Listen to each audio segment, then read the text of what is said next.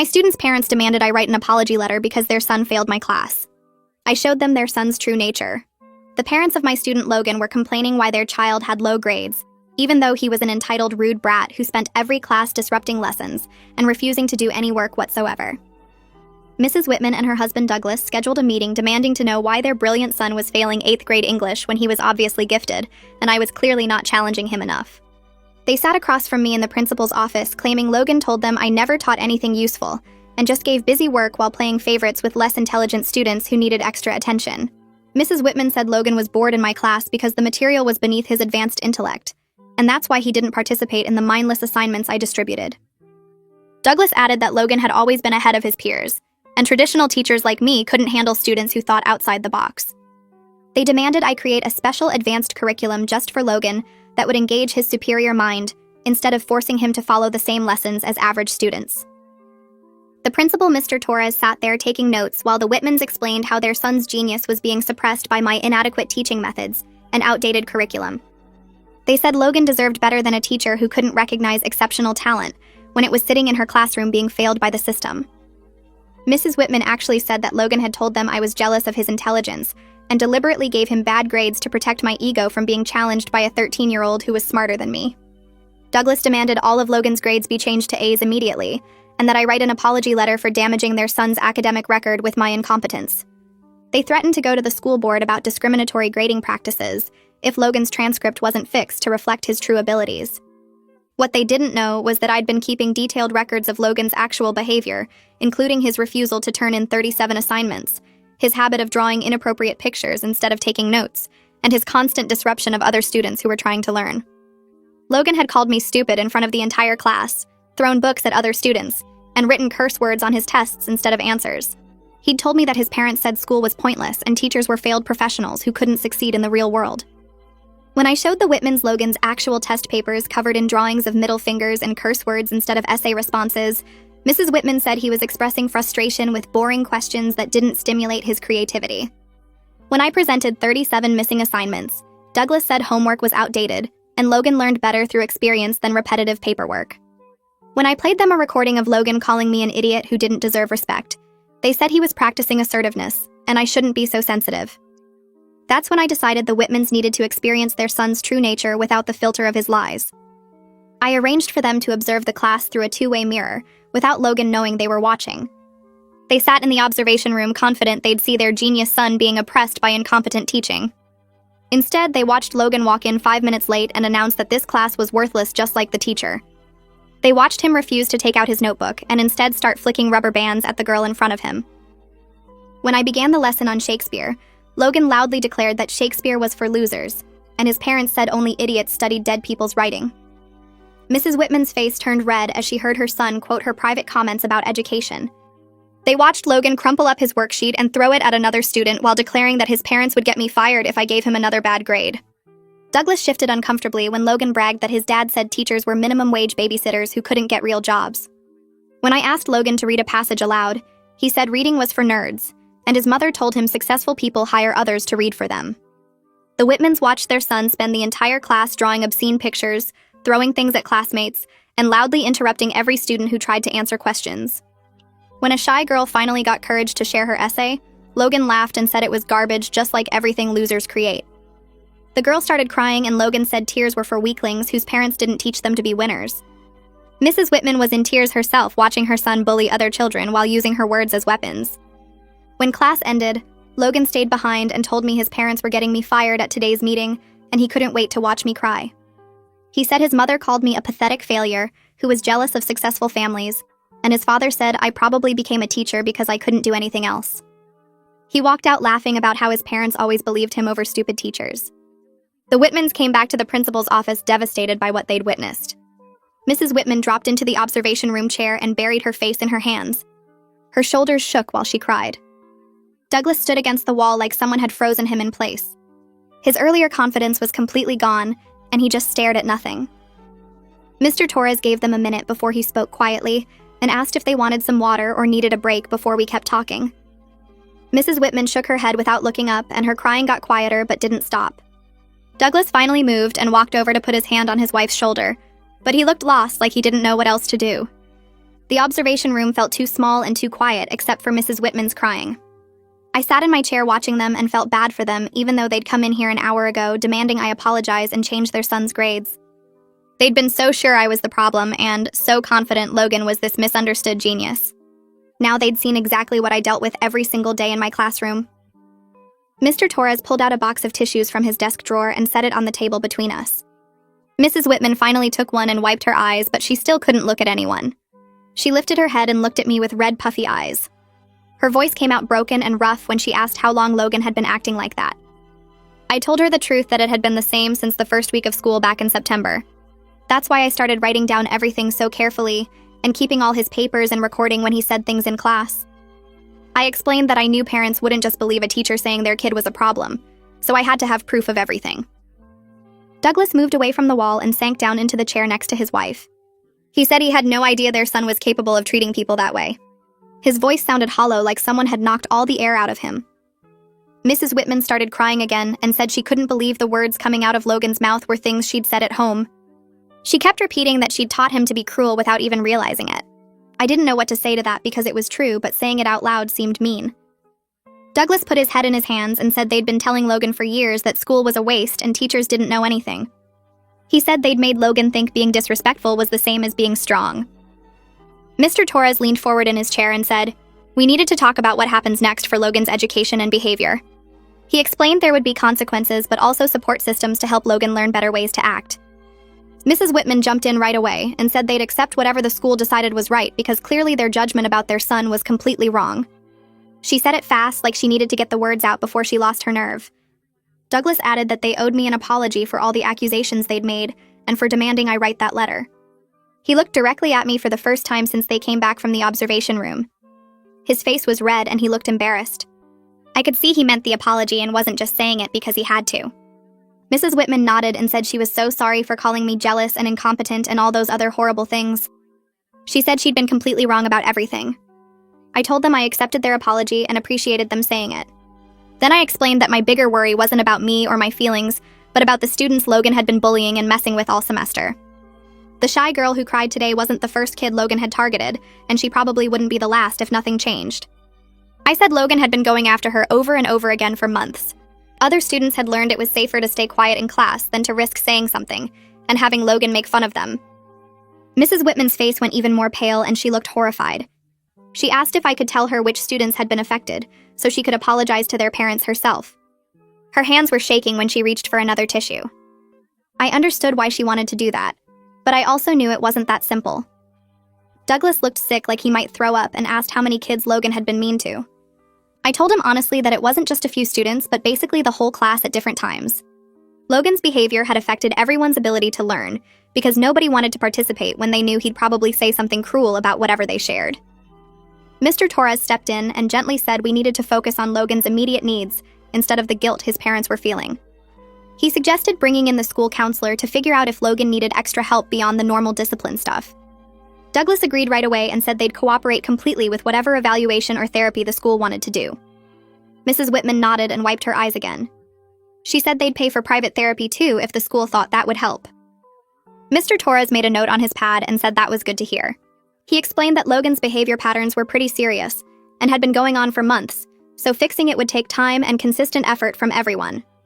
It wouldn't be a quick solution where Logan went to one counseling session and came back perfect. Douglas said they understood and they were ready to do whatever it took for as long as it took. Mrs. Whitman asked what would happen to Logan at the school while all this was getting set up. Mr. Torres said Logan would likely be suspended for a few days while they created a plan, and that when he came back there would be strict rules about his behavior with immediate consequences if he broke them. We spent the next 20 minutes scheduling a follow-up meeting for 2 days from now that would include the counselor and a district behavioral specialist. Mr. Torres pulled out his calendar and checked when everyone could meet. Mrs. Whitman wrote down the date and time in her phone with shaking hands. Then she asked if she could talk to the students Logan had hurt to apologize directly. Mr. Torres shook his head and explained that wouldn't be appropriate without their parents agreeing to it first, and it might actually make things worse for those kids. He said having Logan's mother show up could make them feel uncomfortable or scared or like they were in trouble somehow. Mrs. Whitman's face fell and she nodded slowly. She said she understood even though it was clear she really wanted to apologize to them. Then she asked what she and Douglas should say to Logan when he got home from the school today. Her voice was small and uncertain, like she didn't trust herself to handle her own son anymore. Douglas looked at Mr. Torres, waiting for an answer too. I spoke up and suggested they start by asking Logan about his day without telling him they'd watched the class. Let him have a chance to be honest about what happened and how he acted. Douglas looked doubtful and said based on what they'd just seen, Logan would probably lie and tell them everything was fine, like he always did. Mr. Torres agreed that was likely what would happen, but said it was still important to give Logan the opportunity to tell the truth before they confronted him with what they knew. He explained that how Logan responded to that first question would tell them a lot about whether he had any awareness that his behavior was wrong. If Logan lied, then they'd know he understood on some level that what he was doing was bad, even if he didn't want to admit it. If Logan told the truth, then that would be a starting point for a real conversation. Mrs. Whitman asked what they should do after Logan answered. Mr. Torres said they should tell him they watched his class today, and then let him react. He warned them that Logan would probably get angry and defensive and try to blame everyone else. The important thing was for them to stay calm and firm and not let Logan turn it around on them. Douglas asked if they should take away his phone and video games. Mr. Torres said consequences at home should match what they decided as a family, but that Logan needed to understand his behavior had real results that affected his life. The meeting wrapped up and Mrs. Whitman and Douglas stood to leave. They looked completely different from the confident, angry parents who'd walked in here demanding my job and an apology letter. Mrs. Whitman's eyes were still red and puffy, and she moved slowly like she was exhausted. Douglas kept his hand on her back as they walked to the door. Before they left, Mrs. Whitman turned back and said again that she was sorry, and that they'd do better. I told her I believed them, and that I hoped the meetings and counseling would help Logan. They walked out into the hallway, and I could hear their quiet voices fading as they headed toward the exit. Mr. Torres and I sat there for a few minutes not saying anything. The office felt very quiet after all that emotion and crying. Finally, Mr. Torres leaned back in his chair and said the observation was his idea.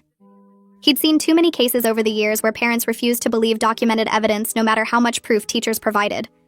Sometimes seeing was the only thing that actually worked. He said he was sorry I'd had to deal with Logan's behavior for so long without the parents believing me. I told him I appreciated him setting up the observation, even though watching the Whitmans break down had been hard to witness. I left the principal's office and walked back through the empty hallways toward my classroom. Most students had gone home already since it was after the final bell. When I got to my door, I found the shy girl waiting there with her backpack on. She looked nervous and small, standing against the wall. As soon as she saw me, she asked if she was in trouble for crying during class. My heart broke hearing her ask that, like she'd done something wrong by having feelings when Logan was cruel to her. I unlocked my classroom door and told her to come in. I said she wasn't in trouble at all and that what Logan said to her was mean and completely unacceptable. I told her I was sorry I didn't stop him before he made her cry. She followed me into the room and set her backpack down on a desk.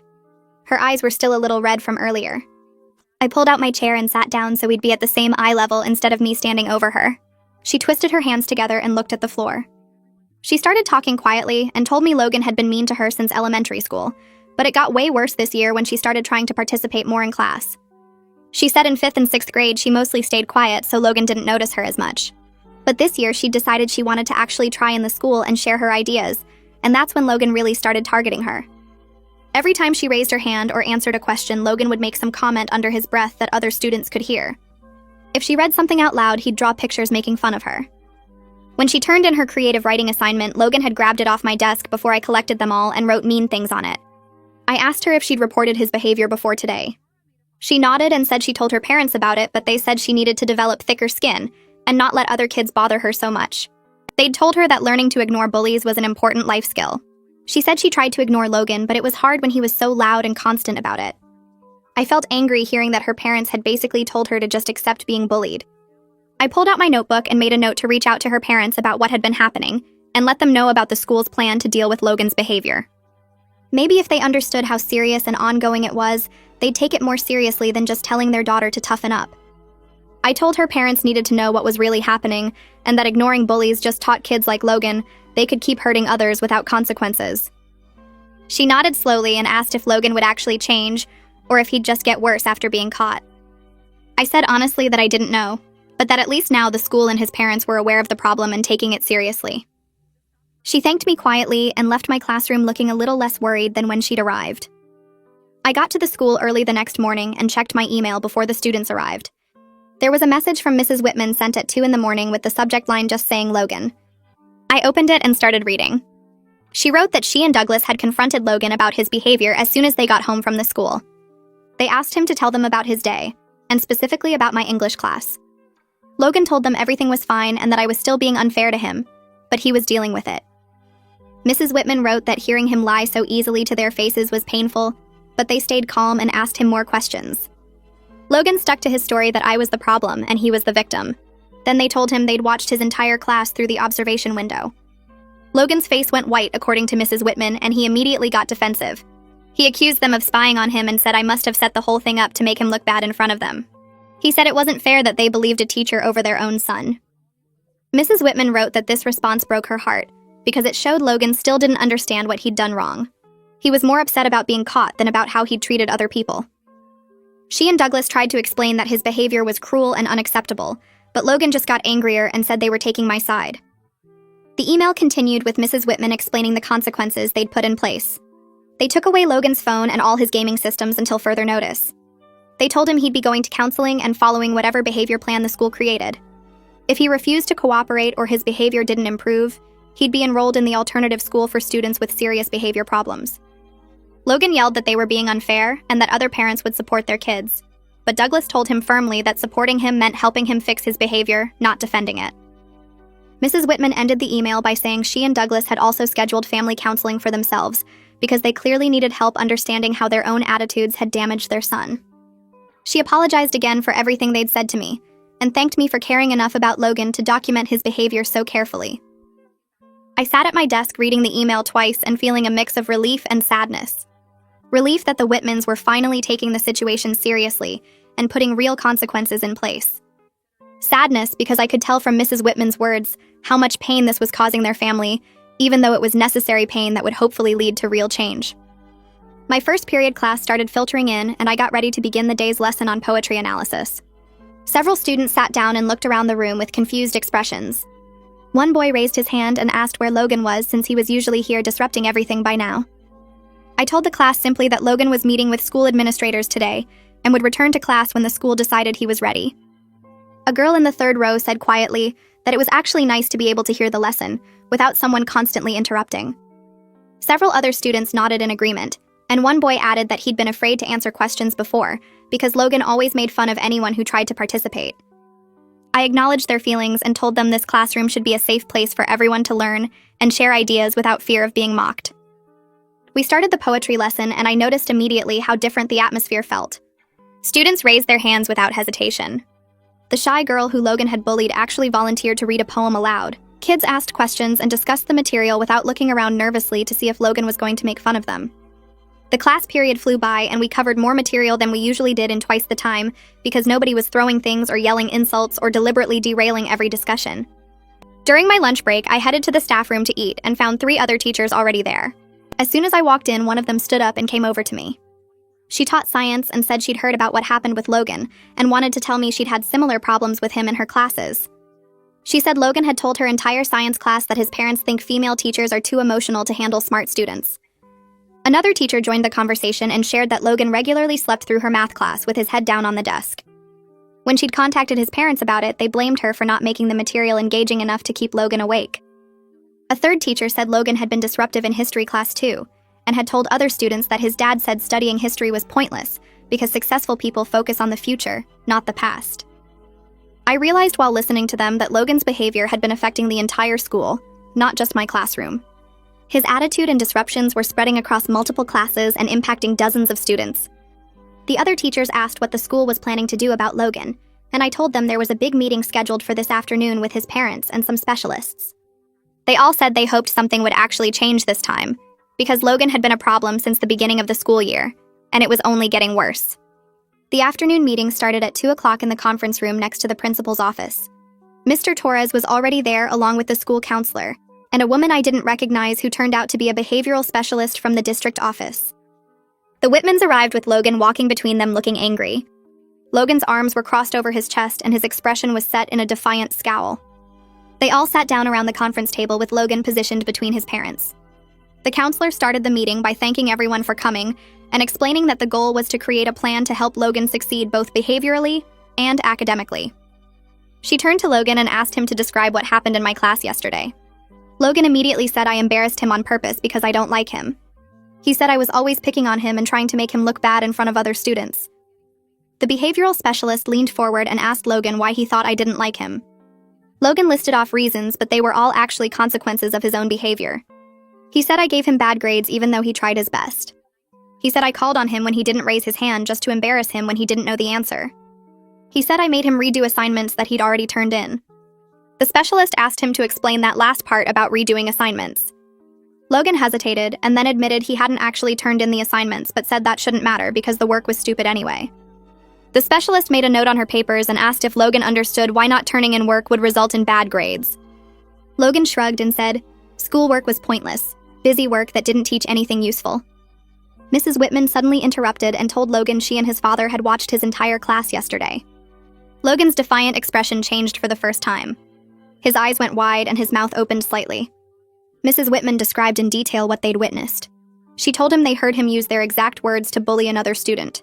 She said they watched him throw things at classmates and refuse to do any work. She told him they heard him mock a girl until she cried and then call her weak. Mrs. Whitman's voice shook as she said she and Douglas were ashamed of what they'd taught him about education and respect. She said they never realized Logan was using their private complaints and frustrations as weapons to hurt other people. Logan tried to argue back. He said he was just repeating what they'd said at home. He said he thought that's what they wanted him to do. He said they always told him school was stupid and teachers were failures, so he was just agreeing with them. Douglas spoke up firmly and told his son that what they'd said at home was wrong. He said he and Mrs. Whitman were going to work on changing their attitudes as a family. The counselor made notes and said it seemed like Logan believed his parents' approval depended on him rejecting school and teachers. She said this was a dynamic they'd need to address in therapy sessions. The behavioral specialist pulled out some papers and started outlining a plan. Logan would attend counseling sessions twice a week.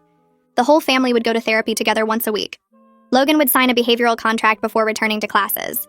For the first 2 weeks, he'd be on a shortened schedule, attending only his core classes with check-ins between each period.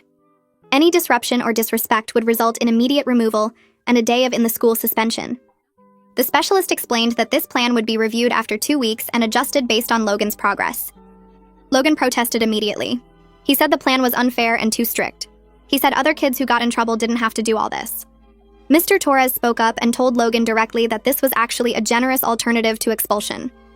He said Logan's behavior had been unacceptable for months and had hurt other students who deserved a safe learning environment. He said the school had documentation of dozens of incidents and multiple teacher complaints. He told Logan he should consider himself lucky that the school was willing to give him another chance with support, instead of just removing him permanently. Logan stared down at the table and said nothing. His defiant expression was completely gone. For the first time since I'd known him, Logan sat there without a smart comment or excuse ready. I clear my throat and everyone looks at me. I tell Logan that I'm willing to work with him if he's actually ready to change how he acts and does his work. I say that I think he can do the assignments, which is why it's been so hard watching him refuse to even try. Logan looks at me for just a second with something on his face I can't figure out. Then he looks down at the table again without saying anything. The behavioral specialist slides the contract across the table, and Mr. Torres hands pens to everyone. Douglas signs first, then Mrs. Whitman, then the specialist, then Mr. Torres, then me. The contract sits in front of Logan with everyone waiting. He crosses his arms tighter and stares at the wall. Douglas leans toward his son and says quietly that Logan can either sign the paper or pack his stuff for alternative school tonight. Logan grabs the pen so hard I think it might break and scribbles his name across the signature line. He throws the pen down and crosses his arms again. Mrs. Whitman stands up and apologizes to me one more time before they leave.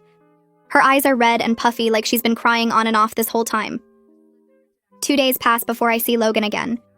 He walks into my third period class carrying a yellow sheet of paper that Mr. Torres told me about. It's a check-in form that every teacher has to sign after each class to prove Logan attended and behaved appropriately. Logan sits down at the desk right in front of my teacher's desk, away from all the other students. Mr. Torres moved it there this morning before classes started. The other kids watch Logan carefully like they're waiting to see if he's going to explode or throw something. Nobody talks to him and he doesn't look at anyone. I start teaching the lesson about poetry analysis and Logan actually pulls out his notebook without me having to tell him. He doesn't raise his hand or look up at me, but he's not drawing pictures or flicking rubber bands either. When I walk around handing back the graded essays from last week, I stop at Logan's desk and give him a packet of papers. It's 10 of his missing assignments, the ones that are most important for understanding what we're learning now. He takes the packet without saying anything. The bell rings and students pack up their bags. Logan brings his yellow check-in sheet up to my desk and stands there waiting. He asks quietly how much the makeup work will count toward his grade. I tell him each assignment can get him partial credit if he actually completes it the right way. I explain that if he does the makeup work and does well on the upcoming tests, he could bring his grade from failing to maybe passing. He nods and takes the check-in sheet back after I sign it.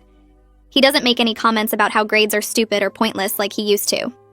After school ends, I'm organizing papers at my desk when the shy girl comes in. She stops in the doorway looking nervous. She tells me she feels safer in class now that Logan sits at the front where everyone can see him. She says she's thinking about joining the creative writing club since she won't have to worry about Logan making fun of her for it. I tell her she should definitely join and that I'm proud of her for not letting Logan's mean behavior stop her from doing what she likes.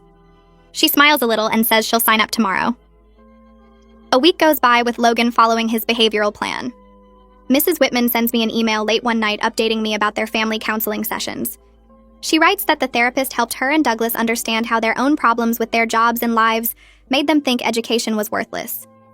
They've been teaching Logan that being successful means rejecting authority instead of working within the system, which set him up to fail at the school. She says realizing this pattern has been really hard but necessary for their family to change. Logan turns in his first makeup assignment on Thursday morning. It's an essay analyzing the short story we read back in September. The handwriting is messy, and he barely wrote enough to meet the minimum requirements, but it's complete and shows he actually read the story. I grade it and give him a C- with notes written in the margins about how to make it better. It's honest feedback instead of the automatic F his blank papers used to get. During Friday's class discussion about a poem, Logan raises his hand.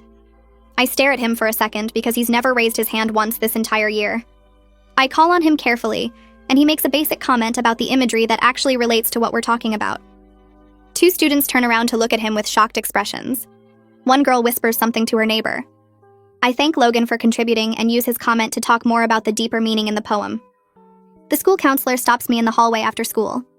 She asks how Logan is doing in my class specifically since I'm the teacher his parents attacked. I tell her honestly that he's doing the bare minimum, but he hasn't disrupted class or been disrespectful in 2 weeks. She says that's actually really good progress for someone with Logan's established behavior patterns. She asks if I've noticed any positive interactions between Logan and the other students. I think about it and realize I haven't seen Logan interact with anyone at all.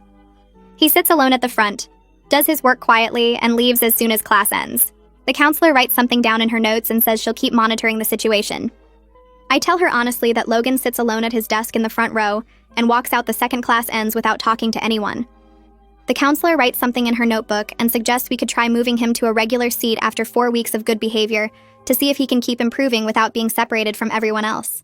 I'm not sure that's a good idea yet, but I agree to think about it if he actually keeps following the rules. 3 weeks pass and Logan walks into class on Monday morning carrying his backpack instead of just his phone like usual. He sits down at his front row desk, unzips the bag, and pulls out his current homework assignment, plus 3 more makeup papers from earlier in the semester. I collect them during my rounds and notice the handwriting is messy, and he barely wrote enough to meet the requirements, but everything is actually complete. When I grade them that afternoon and return them the next day, Logan picks up his papers and reads through my feedback comments in the margins, instead of crumpling them into his backpack like he used to do. His expression stays neutral, but he puts the papers carefully into his folder, which is more respect for his work than I've seen from him all year. Mrs. Whitman sends me an email requesting another meeting to talk about Logan's progress and what they're working on in family therapy. She and Douglas arrive at my classroom after school looking exhausted, calmer than they were during our last conversation. They sit across from my desk, and Mrs. Whitman explains that their therapist has been helping them rebuild their relationship with Logan based on honesty and holding him responsible for his actions, instead of defending everything he does no matter what actually happened. Douglas adds that they're learning to stop making excuses for behavior they know is wrong, just because he's their son. Douglas leans forward and tells me that Logan admitted during one of their therapy sessions that he knew his behavior at the school was wrong the whole time. He thought acting tough and rejecting everything about school was what made his parents proud of him, because that's what they always seemed to value when they talked at home. Now Logan feels confused because following rules and being respectful feels like he's betraying the identity his parents spent years building up in him. Their therapist is working with Logan to understand that real strength means admitting when you're wrong and putting in effort to get better, not just refusing to care about anything. I tell them that Logan's behavior in my class has been acceptable for the past few weeks, and he's starting to turn in assignments, though his actual skills are pretty far behind where they should be after months of refusing to try at all. Mrs. Whitman asks if I think Logan can pass 8th grade this year, and I answer honestly that it depends on whether he keeps working this hard through the end of the semester and how well he does on the remaining assignments and tests. If he maintains this effort, he has a chance, but if he goes back to his old patterns, he'll definitely fail. 4 weeks after the observation room incident, Mr. Torres approves moving Logan back to sitting with the rest of the class instead of isolated at the front. I place his desk in a middle row instead of the back corner where he used to sit, positioning him near students who focus on their work, but not near the ones he targeted before. When Logan walks in the next morning and sees the new seating arrangement, he pauses for a second looking at his relocated desk, then walks over and sits down without saying anything. He takes out his notebook and waits for class to start like it's completely normal. During our poetry unit, the shy girl raises her hand and volunteers to read her creative writing piece out loud to the class. I'm surprised because she's never been willing to share her work before, probably because she was afraid of Logan making fun of her. She stands up and reads her poem about feeling invisible, and when she finishes, several students clap. I glance over at Logan, expecting to see him rolling his eyes or making faces, but his expression is just neutral. He's not smiling or clapping, but he's not mocking her either, which might not sound like much, but represents real change from the cruel comments he used to make whenever she tried to participate. Logan stays after class one afternoon and waits until the other students leave before approaching my desk. He asks awkwardly if he can rewrite one of his earlier tests from the beginning of the semester, now that he actually understands the material we covered. I'm genuinely surprised by him taking this kind of initiative and tell him I'll allow one test retake if he completes a study guide first, to show me he's actually prepared and not just hoping for an easy grade boost. He agrees immediately and takes the study guide packet I hand him without complaining about the extra work. 2 days later, Logan returns the completed study guide with his answers filled in carefully. I look through it quickly and see genuine effort to understand the concepts instead of random guesses or joke answers. I schedule his test retake for the following week and tell him he can use his notes during the test, which is more help than I'd normally give but feels right considering everything he's been working through. He thanks me quietly before leaving, and I realize that might actually be the first time I've ever heard him say, "Thank you for anything." The following week, Logan sits at his desk taking the retake test while the rest of the class works on independent reading. He focuses carefully on each question and uses the full class period instead of giving up after 10 minutes like he used to. When I grade his test that evening, he scored a C+, which brings his overall grade up from an F to a D. It's still not passing, but it's not the failing grade he's been carrying all semester either. When I return the graded test the next day, Logan looks at the score and allows himself a small smile before quickly hiding it, like he's not entirely sure he's allowed to feel good about his work. A few days later, an email from Mrs. Whitman arrives in my inbox at almost midnight. She writes that their family therapy session got really intense when the therapist asked Logan directly what he thought would happen if he became a good student. Logan sat there quiet for a long time before finally admitting he was scared his parents would be disappointed in him. Mrs. Whitman says she didn't understand at first, until Logan explained that everything they'd taught him his whole life was about being tough and not caring what teachers thought. He said becoming someone who actually tried in the school and respected teachers felt like betraying everything his parents valued about him. Douglas apparently started crying right there in the therapist's office when he realized their son believed their love was tied to him being defiant and rejecting education. The email goes on for several paragraphs about how hearing Logan's fear broke her heart completely. She writes that she and Douglas spent years building an identity for their family based on being too good for traditional education, and now they're working to tear that down and rebuild something healthier. They're trying to show Logan that success includes education and respect, rather than rejecting both. But it's hard to undo 13 years of the wrong messages. She ends by thanking me again for forcing them to see the truth, even though it was painful. 6 weeks after Logan started his behavioral plan, the district specialist schedules a progress review meeting. I arrive at the conference room to find her already there with a thick folder of documentation from all of Logan's teachers. She starts by reviewing the numbers and reports that Logan has had exactly 0 disciplinary incidents since the plan began. No disruptions, no disrespect, no bullying of other students. His attendance has been perfect, and he's been on time to every class. She flips through teacher reports showing he's completed about 60% of his assigned work across all subjects. His math teacher notes he's quiet but cooperative. His science teacher says he participates occasionally when called on. His history teacher reports he turns in assignments that meet basic requirements without going beyond them. The specialist says Logan is clearly following the rules of his behavioral contract, but he's not actively engaged with learning yet. He's doing what he has to do to avoid consequences rather than developing genuine interest in the school. She recommends continuing the current plan through the end of the semester, with monthly check-ins instead of weekly ones. Mr. Torres agrees and says he'll schedule the next review for 4 weeks out. The specialist tells me privately after the meeting that this level of behavioral change in just 6 weeks is actually really significant for a student with Logan's established patterns. She says plenty of kids in similar situations don't make it past the first week without major incidents. The following afternoon, Logan stays after class and waits until the other students leave before approaching my desk. He shifts his weight from foot to foot and won't quite meet my eyes when he asks if he can join the after-school homework help program. I'm genuinely surprised because the program is completely voluntary and requires staying late twice a week. Most students avoid extra time at the school if they can. I tell him absolutely he can join, and that I think it's a great idea. I make a note to email the program coordinator right away to let her know about Logan's behavioral plan so she can support his continued progress and know what to watch for. Logan nods and asks when the next session is. I tell him it's tomorrow after school in the library and runs from 3 to 4. He takes out his planner and writes it down carefully before thanking me and leaving. The next day, I check with the coordinator and she confirms Logan showed up right at 3, found a quiet spot at a table in the back, and worked on makeup assignments for the full hour without any issues. A few days later, the shy girl approaches Logan after class while I'm erasing the board.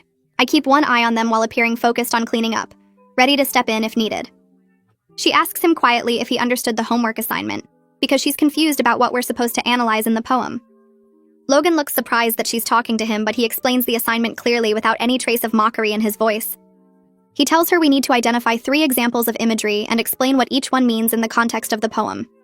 She thanks him and starts to walk away, but then turns back and asks if he knows what imagery means exactly. Logan thinks for a second and says it's when the writer describes things in ways that make you picture them in your mind using your senses. The girl nods and thanks him again before leaving. Logan stands there looking slightly confused by what just happened, like he's not entirely sure how to process a positive interaction with a classmate. He glances at me and I give him a small nod before he gathers his things and heads out. Mrs. Whitman's next email arrives on a Sunday evening. She writes that their family therapist told them at this week's session that she thinks they're making real progress in changing the family dynamics that led to Logan's behavior. The therapist has them working on exercises where they practice responding to frustrations about work and life without putting down education or teachers. Mrs. Whitman says it's harder than she expected because those negative attitudes became such automatic responses over the years. She writes about catching herself mid-sentence when she started to complain about her boss by saying he probably couldn't do anything else, so he became a manager. She stopped herself and reframed it to say her boss makes decisions she disagrees with, but she needs to find professional ways to address those concerns. Douglas is working on similar changes, and they're both trying to model respect for education and authority, even when they're frustrated with their own lives. The email says Logan is slowly starting to accept that his parents' love isn't conditional on him being defiant and rejecting learning. He's still quiet and withdrawn at home, but he's not arguing with them about school anymore. Mrs. Whitman ends by saying she knows Logan has a long way to go, but she's hopeful they're finally moving in the right direction as a family. With 3 weeks left in the semester, I pull up Logan's current grades and see he's brought his overall score up to a D+. I do some quick calculations and realize he needs to score at least a B on the final exam to pass the class with a C-. It's possible, but it will require real effort and preparation. I call Logan up to my desk after class and show him the numbers. I explain exactly what he needs to accomplish and suggest we create a study plan for the remaining weeks. Logan takes out his notebook without being asked and starts writing as I outline what material the final exam will cover. We identify the areas where he's weakest, and I give him specific assignments to work on those skills. He asks questions about format and content that show he's actually thinking about the exam rather than just going through motions. When we finish the study plan, he looks at it for a long moment before asking if I really think he can score a B. I tell him honestly that I think he can if he puts in the work, but it won't be easy and he'll need to use all the resources available, including homework help sessions. He nods and says he'll try. Over the next 2 weeks, Logan shows up to homework help sessions every Tuesday and Thursday without fail. He works through practice problems and study materials with focus I never saw from him before. In class, he starts raising his hand occasionally to ask questions when he doesn't understand something. The first time he does it, several students turn around to stare, but I answer his question normally and keep the lesson moving. Other students gradually stop watching him nervously and seem to accept that he's not the same disruptive presence he was at the beginning of the year. During a paired reading activity, one student actually chooses Logan as a partner, which surprises both of them. I watch them work together and see Logan explaining a passage to his partner without any attitude or mockery. The other student nods and they continue reading together like it's completely normal. The school counselor stops me in the hallway one morning to tell me she's been tracking Logan's progress across all his classes. She says his other teachers report similar improvements to what I've seen. He's completing work in math, participating occasionally in science, treating everyone with basic respect in history. His PE teacher notes he follows instructions and works with teammates appropriately during group activities. The counselor says this level of behavioral change in just 8 weeks is really significant, and suggests Logan is genuinely working to change rather than just going through the motions to avoid consequences. She's seen plenty of students who can fake compliance for a week or two, but maintaining it this long while also improving academically shows real effort. She asks if I think Logan will pass my class, and I tell her it depends entirely on how he does on the final exam. She says she'll check in with him before exam week to make sure he's prepared and feeling supported. An email from Douglas arrives separately from his wife's usual messages. He writes that he wanted to thank me personally for giving Logan opportunities to improve, rather than writing him off as a lost cause after his terrible behavior. He says watching their son actually try in the school over these past weeks has made him and Mrs. Whitman realize how much damage their attitudes caused. They spent years teaching Logan that school was pointless, and teachers were failures, and now they're seeing what happens when a kid actually believes that message and acts on it. Douglas writes that they're proud of Logan for doing the hard work of changing his behavior and rebuilding his academic skills, even though it would be easier to just give up. He says Logan comes home tired from homework help sessions, but he keeps going back, which shows a level of commitment they weren't sure he had in him. The email ends with Douglas saying he hopes Logan passes my class, but that regardless of the grade, he's grateful Logan learned something more important about effort and respect. Final exam day arrives and Logan walks in looking nervous but determined. He takes his seat and waits quietly while I distribute the test packets. When I tell the class to begin, Logan opens his packet and starts reading the first question carefully. I watch him work his way through the exam using the full class period instead of giving up after 10 minutes like he used to do. He refers to his notes occasionally, reads passages multiple times, and writes detailed responses to essay questions. Other students finish and turn in their exams, but Logan keeps working until the bell rings. He brings his completed exam to my desk, and I can see his hand shaking slightly as he sets it down. I tell him he'll get his results tomorrow, and he nods before leaving. That evening, I settle in to grade the stack of final exams. When I get to Logan's test, I read through his responses carefully. His essays show understanding of the material we covered, and his analysis questions demonstrate actual thought rather than random guesses. He scored a B- on the exam. I pull up my gradebook and enter the score, then watch as his final semester grade calculates to exactly a C-. He passed my class by the smallest possible margin, but he passed through genuine effort rather than grade manipulation or parental pressure. On the last day of class, Logan walks to my desk and places a folded piece of paper on the stack of final exams I'm organizing. He doesn't meet my eyes when he sets it down, just mumbles that it's from his parents and turns to leave. I unfold the note and recognize Mrs. Whitman's handwriting thanking me for my patience throughout the semester and for keeping such careful records of Logan's behavior. She writes that without my documentation, they never would have been forced to see the truth about what they'd taught their son. The note says they're grateful I gave Logan chances to improve, instead of giving up on him completely. Logan appears at my desk again a few minutes later after most students have left, and says quietly that he's sorry for how he acted all semester. His voice is barely above a whisper, and he's staring at the floor like he can't bring himself to look at me. I tell him I appreciate the apology, and that I'm genuinely proud of the work he's done to turn things around these past weeks. He nods once and walks out quickly before I can say anything else. That evening, I attend the end-of-year showcase in the school auditorium, where students present creative projects they worked on throughout the semester. The shy girl takes the stage looking nervous but determined, and begins reading her creative writing piece about finding courage to share your voice, even when people try to silence you. Her words are powerful and personal, and when she finishes, the audience erupts in enthusiastic applause. I scan the crowd and spot Logan sitting with his parents near the back of the auditorium. He's not clapping with much energy, but he is clapping, his hands coming together in a steady rhythm that shows basic respect. Mrs. Whitman has tears streaming down her face as she watches her son show even this small sign of decency toward a classmate he spent months tormenting. Douglas has his arm around his wife's shoulders, and he's watching Logan with an expression that mixes pride and sadness. After the showcase ends, I see the Whitmans leaving through the side door, and Mrs. Whitman catches my eye and mouths thank you before they disappear into the parking lot. The following week, Mr. Torres schedules an end-of-year meeting to review Logan's behavioral plan and determine what requirements he'll need to follow next year. The counselor, the behavioral specialist, Logan, and his parents all gather in the conference room to discuss his progress. Mr. Torres opens the meeting by acknowledging that Logan has made significant improvements over the past 2 months and asks the counselor to share her assessment. She reports that Logan has attended all required sessions, participated in activities, and shown real effort to understand how his behavior affected other people. The behavioral specialist adds that Logan's teachers across all subjects have reported consistent cooperative behavior with no major incidents since the plan was implemented. Mr. Torres asks Logan directly what he wants for 9th grade, and Logan says without hesitation that he wants to start high school without the reputation he built in middle school. He says he knows people will remember how he acted, but he wants a chance to show he's different now. The consensus among the adults is that Logan should continue counseling through the summer with sessions every other week instead of twice weekly. For 9th grade, he'll start on a modified monitoring plan that requires weekly check-ins with his guidance counselor, but not the intensive daily tracking he had this semester. Logan agrees to the plan without argument and actually thanks everyone for helping him, which surprises me given how resistant he was to any kind of help just months ago. Mrs. Whitman asks if there's anything else they should be doing as a family, and the counselor suggests they maintain their family therapy sessions at least monthly to keep working on the patterns they've started to change. 2 days after the meeting, I open my email to find a message from the shy girl's mother. She writes that she wanted to thank me personally for creating a safer classroom environment in the second half of the year. Her daughter's confidence has grown so much since Logan stopped bullying her and other students.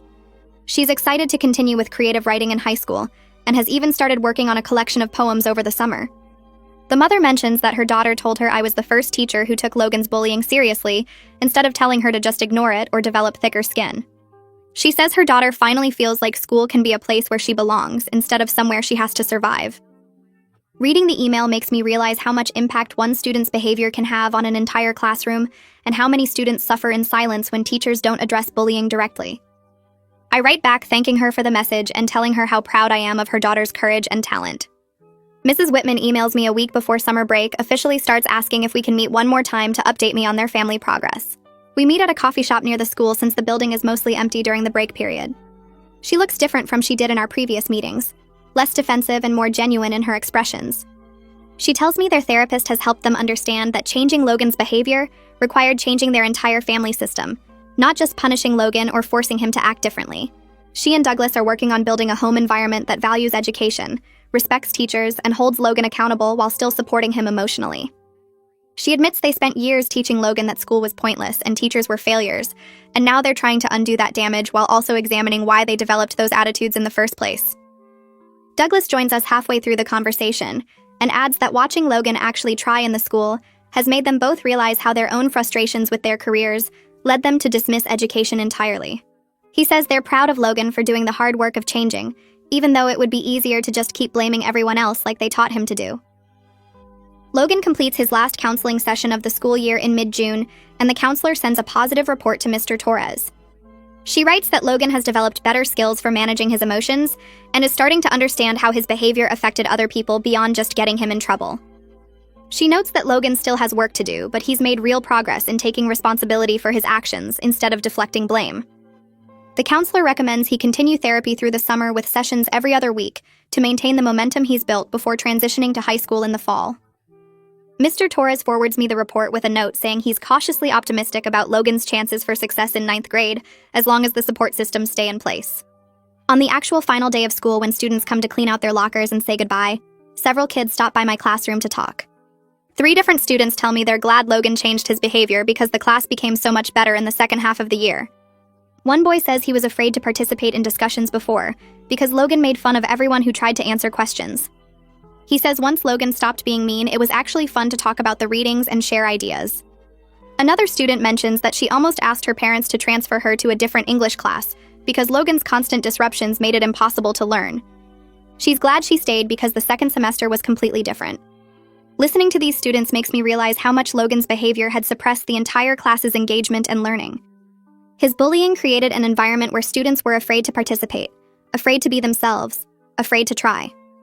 Changing one student's behavior didn't just help that one student, it freed an entire classroom of kids to actually learn and grow. Over the summer, I run into the Whitmans at a community event in the town park. Logan is with them looking more relaxed than I've ever seen him at the school. Mrs. Whitman tells me Logan is working part-time at a local bookstore, which was his therapist's suggestion to help him develop a more positive relationship with reading and learning. She says Logan actually seems to enjoy the job and has been reading some of the books he sells, which is something they never thought they'd see.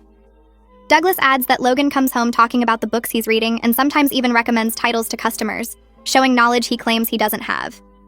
Logan stands slightly behind his parents during this conversation, looking embarrassed but not angry like he would have been months ago.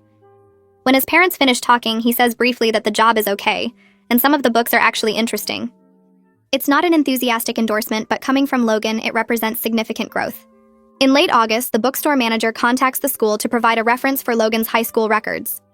She reports that Logan has been a reliable employee who shows up on time, works well with customers, and takes direction without attitude.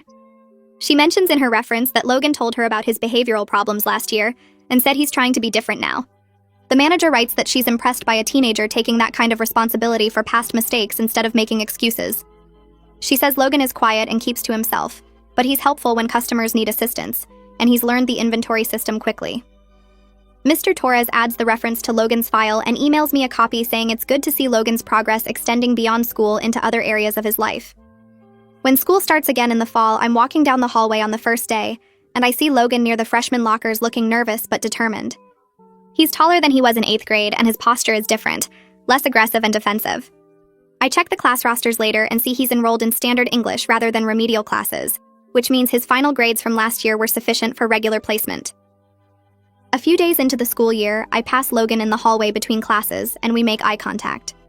He nods at me, just a simple acknowledgement, and I nod back. Neither of us says anything, but we both know that small gesture represents significant growth from where he started last year. He's not the same kid who walked into my classroom last September, ready to disrupt and destroy. He's not completely transformed either, but he's trying, and sometimes that's enough. A few days into the new school year, the shy girl appears at my classroom door during my planning period holding a folder against her chest. She looks different from she did last year, standing taller with more confidence in her posture.